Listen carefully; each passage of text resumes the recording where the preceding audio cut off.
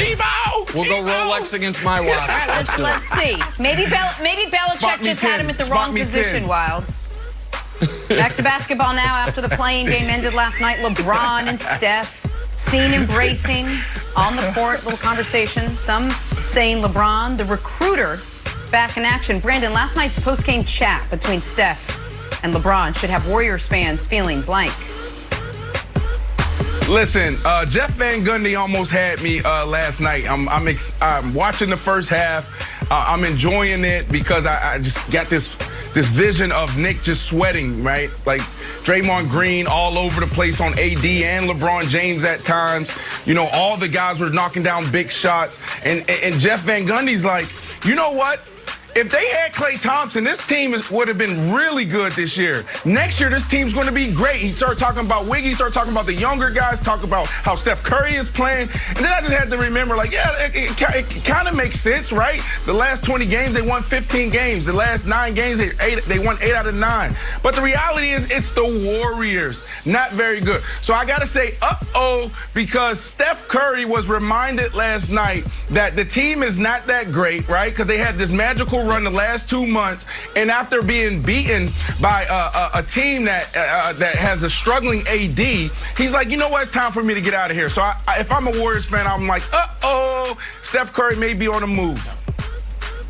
Yeah, I think, Brandon, you're on to something here. So, Wilds, the question is, how should Warriors fans feeling?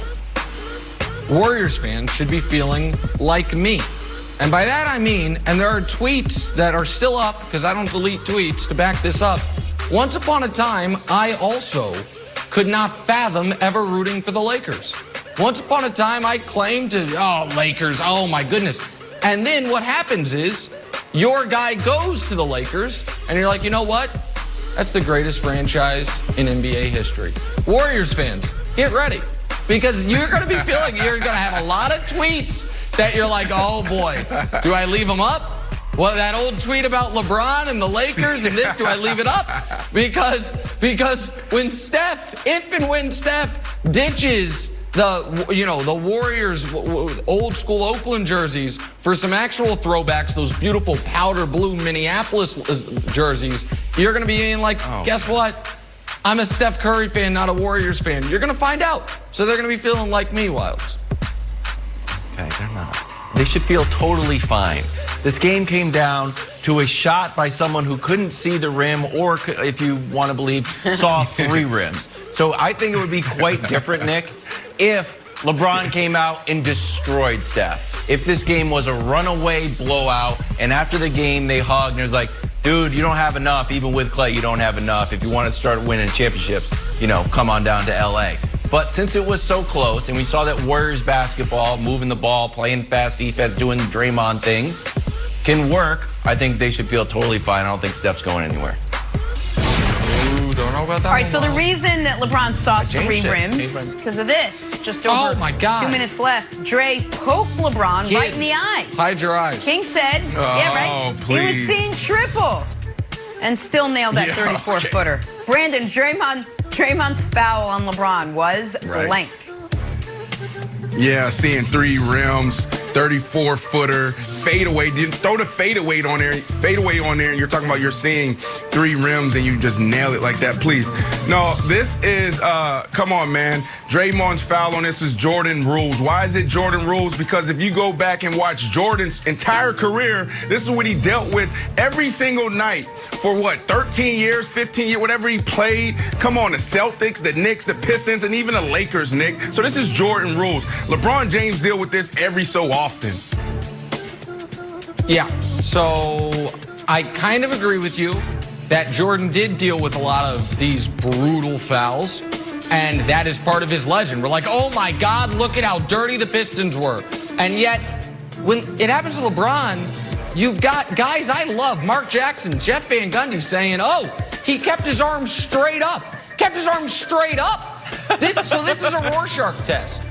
You're going to see what you want to see. If you want to see the world clearly and accurately, which LeBron may never be able to do again thanks to having his eye brutally gouged. It's the worst eye gouge I've seen on television since the Mountain versus the Viper in Game of Thrones. That's what you're going to see. If you are, if you have LeBron James derangement syndrome and you think everything he does is bad, you're like, oh, it's clean foul. I don't know why he's grabbing his eye. Could it be because the 6'6" guy put his thumb into it, which isn't even legal in UFC? So it's a Rorschach test, Wilds. You're going to see what you want to see. You can see what actually happened or what your brain makes you think happened. What? Okay, it was obviously a flagrant, and I was shocked that Steve Javie's like, I don't know, he went straight up with it. Because Steve Javie's always kind of predicts what the ref is going to say, and then just kind of tries to support them. So I was shocked that there was some, argument that getting hit in the head was not going to be a flagrant foul. But my answer is half calf. And why do I say half calf? This is fully calf. Half calf because I thought it was a defining play of Draymond's game, which half of it was totally awesome.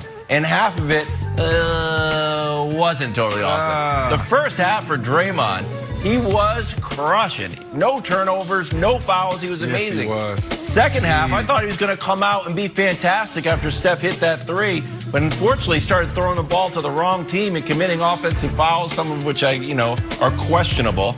But overall, a wonderful game by Draymond. But I think this will be the defining play of the game, obviously. It gives us the whole narrative and gives Nick several Come ways on, to talk Draymond. about I'm so glad you LeBron's highlighted greatness. that because that was a big deal. Draymond Green. Come on, Draymond. You got to do better than that. But here's the deal, Nick. Can we go back to that video of of LeBron James on the sideline, the trainer pouring something in his eyes? Because, come on, is that dirt? This was a little touch. This little dirt got in there. Who pours water in an eye? I've heard of Visine. I'm sure there's other things that you can put in the eye, Nick. That shows it wasn't a big deal.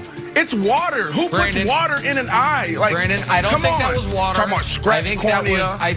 Brandon, Visine is what you use if you have dirt in your eye. What they were using there is the solution you need if you have a detached cornea.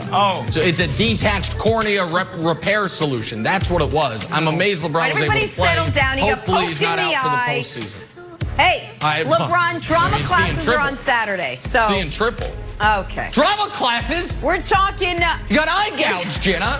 What are they going to fish hook him next? We got to talk about that clutch shot from LeBron, the one he took completely blind, 100%, because he got both eyes knocked out. Are the guys buying LeBron was really seeing three rims? We discuss next. First things first. That was a good shot. Double Good shot, Saturday King. and